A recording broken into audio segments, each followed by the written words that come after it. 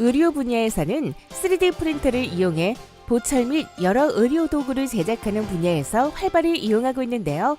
특히 인공관절 등의 분야에서는 가격도 저렴하여 환자들이 부담 없이 사용하고 있습니다.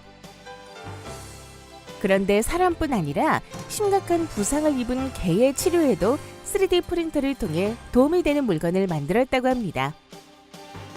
생후 4개월 된 이 개는 다른 개에 물려 얼굴과 턱, 목을 심하게 다쳤습니다. 깊은 상처와 골절로 수술로는 완치되기 어려웠는데요.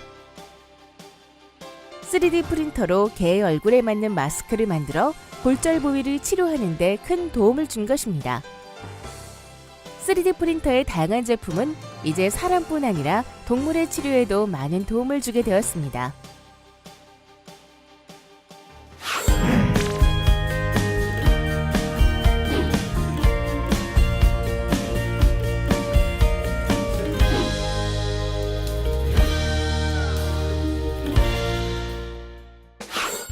오늘의 학습 목표입니다. 이번 학습을 통해 여러분은 3D 프린터 개발에 적합한 이송 장치를 검토하여 조형 방식에 따른 각각의 구동 부품을 선정하고 부품의 목록을 작성할 수 있습니다. 또한 조형 장치의 조형 받침대가 수평을 이루기 위해 다양한 자동 수평 인식 방식을 검토하고 선정할 수 있습니다.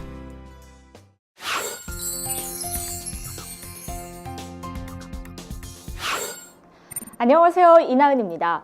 우리 학습자들의 미래를 출력하는 3D 프린터, 그 개발을 위한 길잡이로 실습 시간에 많이 참여하셨죠? 선영태 강사님 모셨습니다. 안녕하세요, 강사님. 안녕하세요.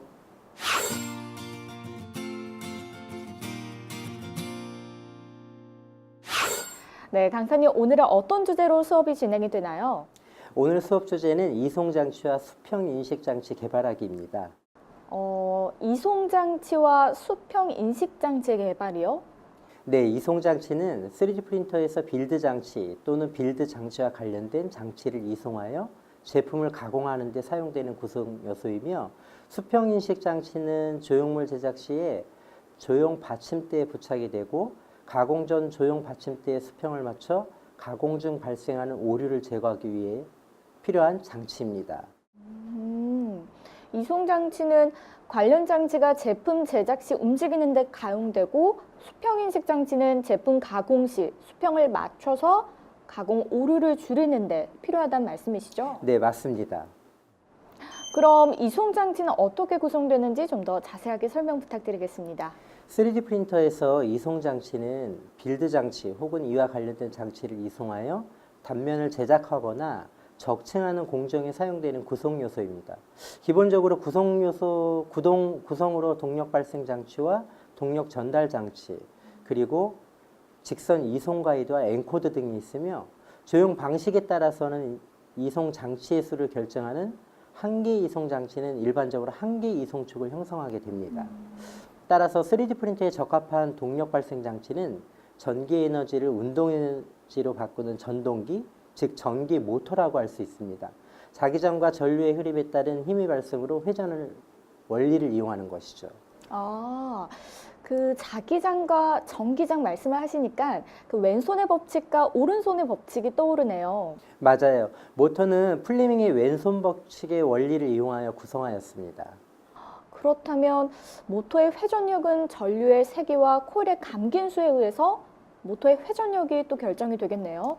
네, 그렇습니다. 지금 말씀해 주신 기본 방식을 이용해서 다양한 종류의 모터가 있는데, 서브 모터, 스태핑 모터, 선형 모터로 구분됩니다. 각각의 모터에 대해서 좀 더 자세한 설명 부탁드리겠습니다. 먼저 서버 모터란 무엇인가요? 네, 서브 모터는 클로즈 루프 제어 방식으로 위치 피드백을 통해 정밀한 위치, 속도, 가속도가 제어가 가능합니다. 그렇기 때문에 정확한 측정이 가능한 엔코더를 필요로 하고 있죠. 동력 전달 장치와 직선 이송 가이드를 이용하여 회전 운동을 직선 운동으로 변환하는 것이며, 주로 로봇이나 공작 기계 등에서 많이 사용됩니다. 이 서브 모터는 큰 이송력이 필요한 경우에는 많이 사용하고 있죠. 그렇군요. 서버 모터는 정확한 위치 측정으로 로봇이나 공장 기계, 큰 이송력이 필요한 경우 사용한다. 이렇게 정리할 수 있겠군요. 그럼 다음으로 스태핑 모터는 어떤 모터인가요? 스태핑 모터는 펄스 수에 따라서 일정 각도씩 움직이는 모터라고 할 수 있어요.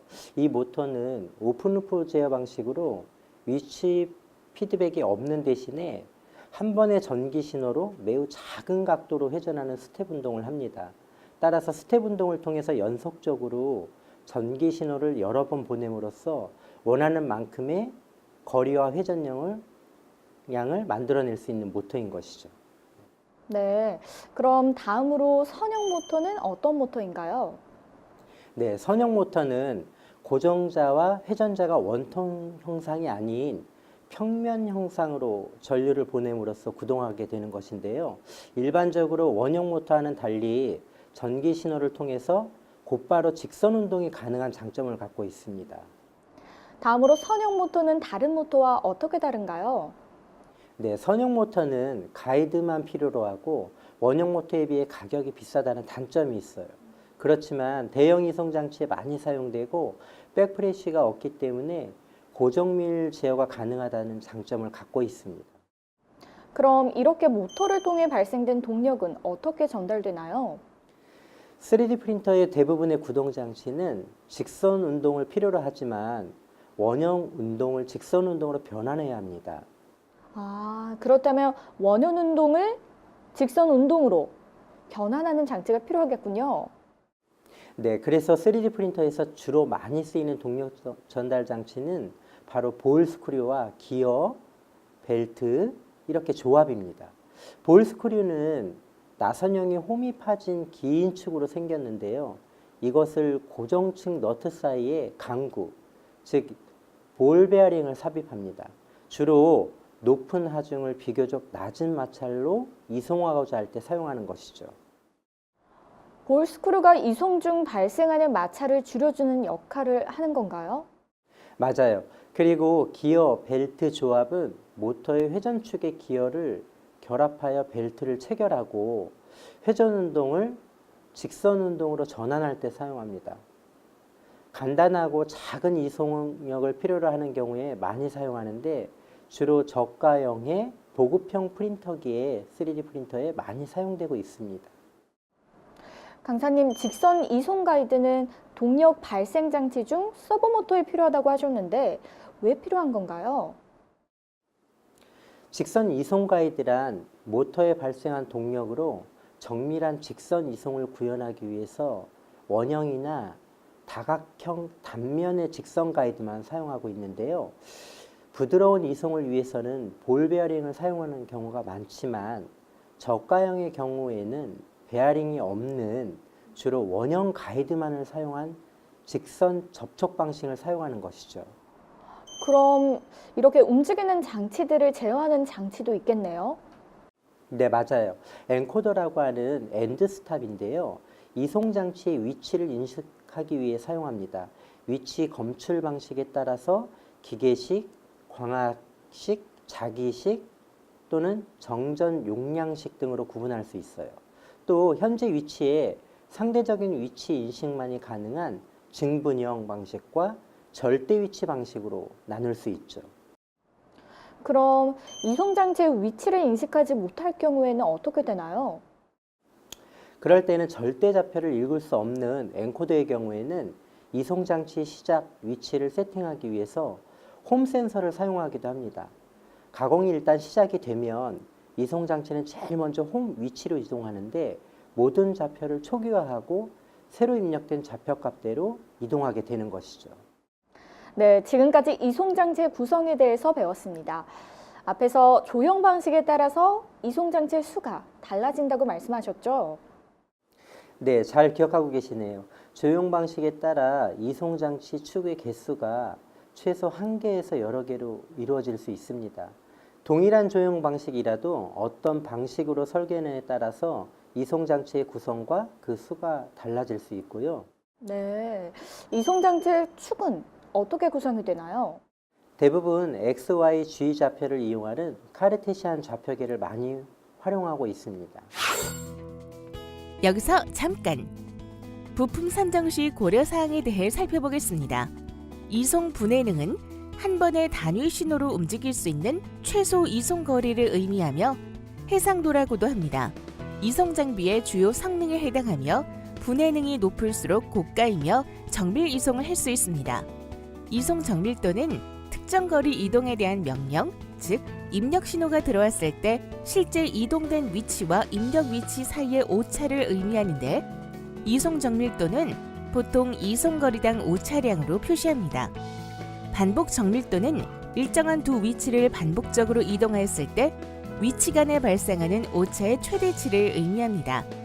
반복 정밀도가 높을수록 고품질의 제품을 프린팅할 수 있으나 고가의 이송 장치가 필요합니다.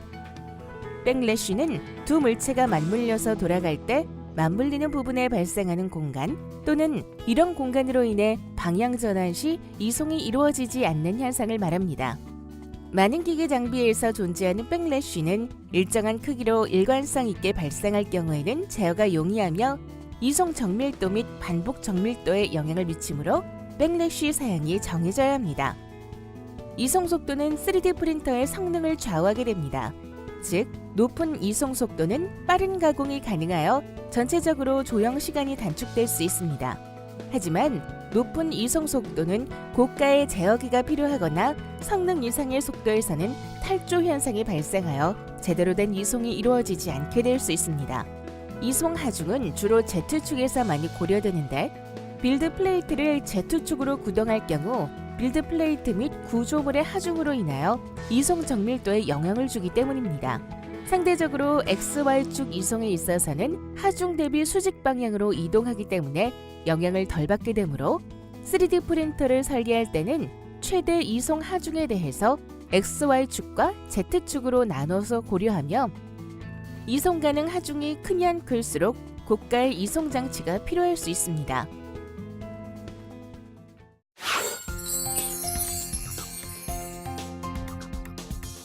(3D) 프린터 개발을 위해 이송 장치의 분류와 적용 사례를 알아보려고 하는데요. 과연 동욱 학생은 무사히 자료 조사를 마칠 수 있을까요? 이송 장치의 기본적인 내용이 이해되셨나요?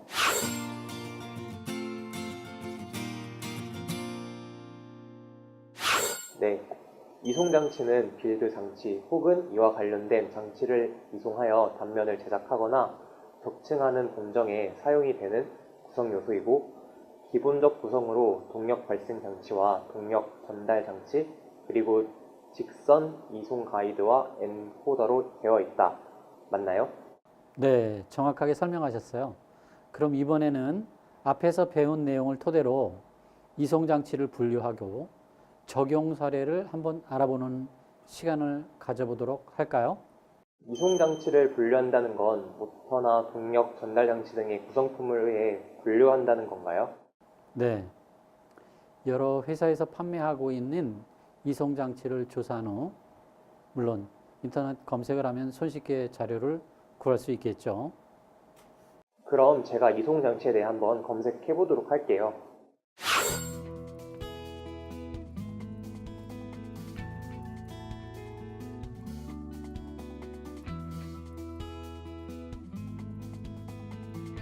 검색하였나요? 모터 제작 회사를 찾아 다양한 종류의 모터 사양을 확인해 보시면 됩니다. 모터 사양을 확인해 본 후에는 모터 운영 방식에 따라서 구분해 보세요. 모터 운용 방식에 따라서도 구분을 하는군요. 네, 비교하실 때 각 이송장치의 구성 요소와 이송장치별 원리도 확인해 보시고요. 이송장치의 구성 요소와 원리를 확인하면서 장단점을 확인해 보라는 말씀이신가요? 맞아요. 이송장치에는 이송장치의 가격, 크기, 하중, 정밀도 등에 대해 장단점을 알아보시면 언제 어떤 이송장치를 사용할지 결정 내리는 데 도움이 되실 겁니다. 분류하신 이송장치의 적용 사례를 인터넷 검색을 통해 알아보신다면 더 확실하게 3D 프린터에 어떤 이송장치를 선정할지 결정하실 수 있습니다. 그렇다면 강사님, 이송장치 적용 사례 분석은 어떻게 할 수 있을까요? 우선 분류된 이송장치의 적용 사례를 인터넷으로 검색을 해보세요.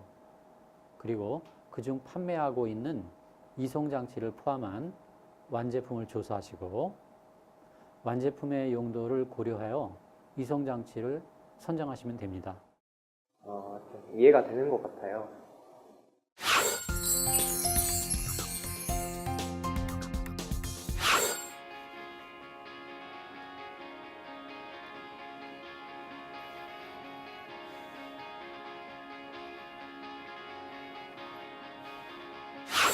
이송장치에 대해 이해하셨다면 이제 이송장치의 동작을 실습해 볼까요?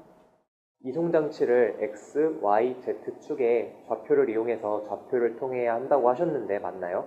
네, 지금 우리가 할 실습이 바로 이송장치 좌표계 이동에 관한 것이에요.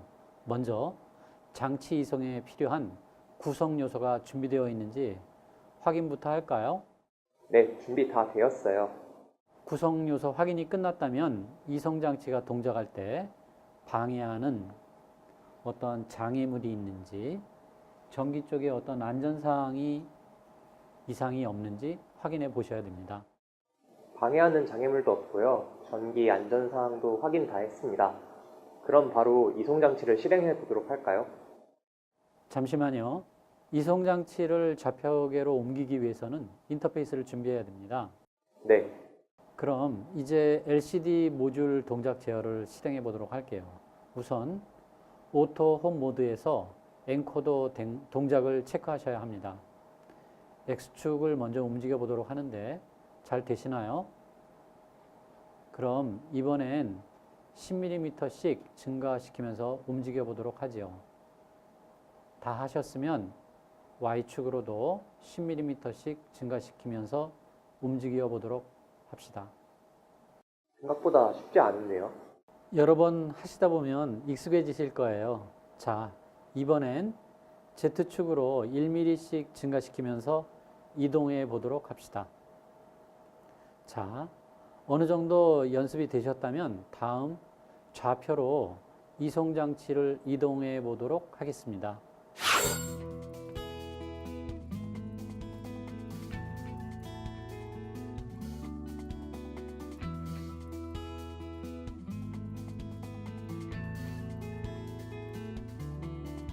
강사님 덕분에 이송장치가 무엇이고 어떻게 분류되고 사용되는지 확실하게 알 수 있었습니다. 감사합니다. 동욱 학생이 이번엔 3D 프린터 개발을 위해 스태핑 모터 이송 장치에 대해 알아보려고 하는데요. 이번에도 동욱 학생은 무사히 스태핑 모터 이송 장치의 실습을 마칠 수 있을까요? 스탬핑 모터 이송 장치에 대해 알아볼까? 스탬핑 모터는 기어의 피치와 벨트의 피치 그리고 기어 크기에 따라서 동일한 원형 운동을 다른 직선으로 바꿀 수 있는 특징이 있구나. 여러 개의 기어를 조합해서 직선 이송 해상도를 조절할 수도 있고 기어의 크기가 클수록 1회전당 많은 양의 직선 이송이 가능하고 크기가 작을수록 1회전당 작은 양의 직선 이송을 할 수가 있네. 그럼 이제 스태핑 모터와 볼 스크류의 작동 원리에 대해서 한번 알아보도록 할까? 먼저 스탬핑 모터의 단위 스텝 회전각과 특정 회전각에 대한 펄스 수를 계산하고 모터 단위 회전각은 1.8도, 모터가 한 바퀴 돌아가려면 1.8도 회전이 200번 이루어져야 하니까 특전 회전각은 200 곱하기 16, 즉 3200 펄스가 되고 마이크로 스텝에 따른 최소 회전각은 한 스텝당 1.8도니까 360도는 200 스텝, 최소 회전각은 1.8도, 스탬핑 모터의 회전축과 리드 스크류의 회전축 연결 상태를 확인하고 볼 스크류 1의 회전당 직선 이송 거리를 계산하면 TM 스크류 한 바퀴 도는 이송량은 2mm, 한 바퀴 도는 스텝 수는 200, 마이크로 스텝 수는 16분의 1이니 0.000625. 따라서 1mm 이동하는 스텝 수는 즉 1600이 되네. 지금까지 학습한 내용을 다시 한번 정리해 보겠습니다. 이번 시간에는 이송장치 개발하기에 대해 확인해 보았습니다. 이송장치란 무엇인지, 이송장치의 기본 구성과 조형 방식에 따른 이송장치에 대해 확인해 보았습니다.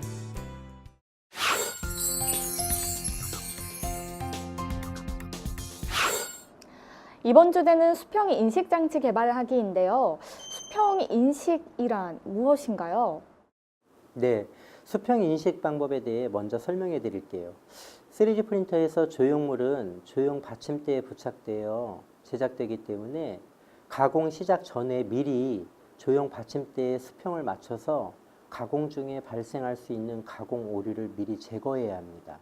아, 그러니까 오류 없이 정확하게 만들기 위해 조형 받침대 수평이 맞춰줘야 한다는 말씀이시죠? 네, 그렇습니다. 그럼 수평은 어떻게 맞추는 거죠? 센서가 있나요? 조형 받침대 위에 센서를 여러 위치에 미리 장착하고 센서에 읽힌 거리 값을 주로 이용하여 수평을 맞추는 거죠. 즉, 수평을 맞추고자 하는 평면에 존재하는 최소 세 위치의 거리를 측정하여서 그 오차값으로 수평 여부를 판단하는 것입니다. 아, 그렇군요. 오차값으로 수평 여부를 판단한다. 그럼 측정 방법에도 여러 종류가 있나요? 네, 보통 접촉식과 비접촉식으로 나눌 수 있는데요. 접촉식은 측정 프로브가 피측정물과의 접촉 시에 발생하는 변화를 감지하는 센서를 이용하거나 직접 눈금을 읽는 방식이며, 비접촉식은 물리적인 접촉 없이 센서와 피측정물 사이의 다양한 전자기 신호 혹은 음파 신호를 변화를 감지함으로써 거리를 측정할 수 있는 방식을 말합니다. 다양한 거리 측정 센서를 분석 평가하기 위해서는 비접촉 센서 분석 및 3차원 프린팅 재료, 공정 및 장비의 크기 등 사양을 분석하고 적합한 센서를 선정해야 합니다. 아, 그렇군요. 센서 선정도 쉬운 일은 아니네요. 네, 작업대에 수평을 이루지 않으면 정밀한 조형물을 만들 수 없기 때문이죠. 그럼 센서 말고 또 유의해야 할 것이 있나요? 네, 정확한 제작을 위해서라면 공정별 빌드 장치와 조형 받침대의 수평이 이루어져야 보다 정밀한 제품을 생산할 수 있습니다. 네. 강사님, 그럼 빌드 장치와 조형 받침대 수평 인식에 대해서도 좀 더 자세하게 설명 부탁드리겠습니다. 네, 대표적인 3차원 프린팅 공정에는 SLA, SLS, 제팅, FDM을 들 수 있습니다. 아, 네 가지로 나눌 수 있는 거네요. 네, 먼저 SLA라고 불리는 광조형 방식은 액상의 광경화 수지를 컨테이너에 저장하고 수직으로 이동하는 G축에 부착된 플랫폼 위에서 각 층의 형상에 따라 경화시키고 적층하여 3차원 구조물을 형성시키는 방법입니다. 네, 3D 프린터로 제품을 만드는 것이 한 층 한 층 제작해서 적층한다. 이런 의미였던 거네요. 네, 그렇죠. 그렇다면 SLS 방식은 어떤 것인가요? 네, SLS 방식, 즉 선택적 소결 방식은 고분자 분말 재료를 중앙 빌드 챔버에 제작을 하고 양쪽 챔버에서 보급된 재료를 롤러를 통해서 이용하여 중앙의 빌드 챔버로 공급하는 방식입니다. 따라서 적외선 레이저로 재료를 소결 혹은 용융시켜서 적층하는 것입니다. SLA가 수직으로 적층한다면 SLS는 중앙에서 적층하는 방식인 거네요. 그럼 제팅 방식은 어떻게 이루어지나요? 네, 제팅 방식은 초기 지지 재료를 일정 높이를 먼저 성형을 하고 난 다음에 모델을 제작하는 방식이에요. 제팅 헤드와 조형 받침대 사이의 거리가 멀지 않아서 수평이 맞지 않은 채 지지 재료가 성형이 되면 헤드와 조형물이 부딪힐 가능성도 있어요. 네, 제팅 방식을 보니 수평이 얼마나 중요한지 이해하게 되었어요. 그럼 FDM은 어떤 방식인가요? 네, FDM은 열 가소성 재료를 용융점 이상의 노즐에서 녹여서 필라멘트의 형태로 토출하여서 2차원 단면을 제작을 하고 이를 적층하여 3차원 형상을 제작하는 방식이에요. 두 개의 노즐이 사용되어 지지 재료와 모델 재료가 동시에 사용되어 지지 재료가 먼저 가공되는 특징을 갖고 있죠. 여기서 잠깐 자동 수평 인식 장치에 대해 좀 더 자세히 살펴보겠습니다. 자동 수평 인식 장치는 적절한 센서와 조형 받침대의 조합으로 이루어집니다. 센서의 원리에 따라 조형 받침대의 재질이 결정되는데 이미 결정된 조형 받침의 재질에 따라서 적절한 센서를 선택할 수 있습니다. 자동 수평을 위해서는 최소 3지점에 대해서 거리를 측정하여 수평을 맞추고 빌드 전 영역에 대한 수평을 이루기 위해 가능한 한 넓은 공간에서 3지점을 선택합니다.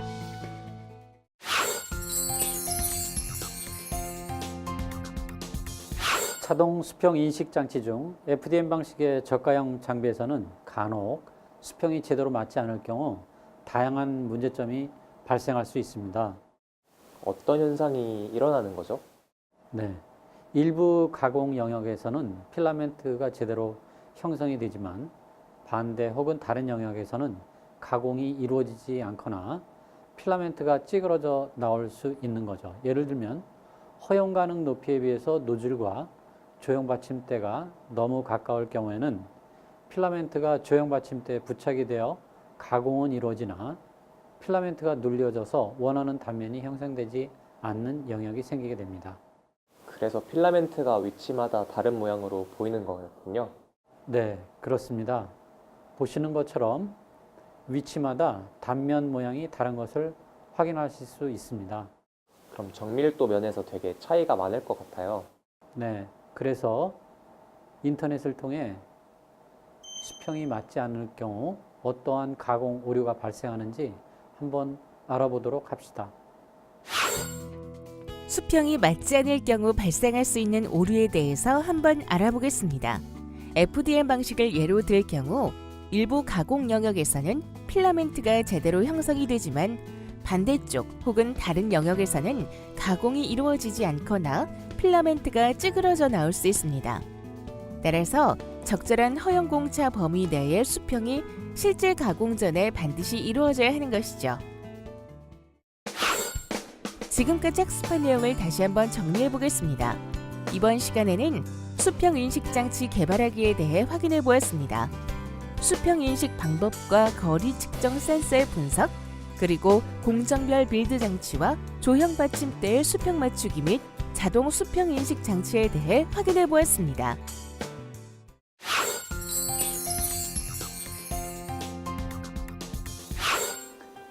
오늘은 수평 인식 장치의 정확도 개선 방안을 팁으로 말씀드리겠습니다.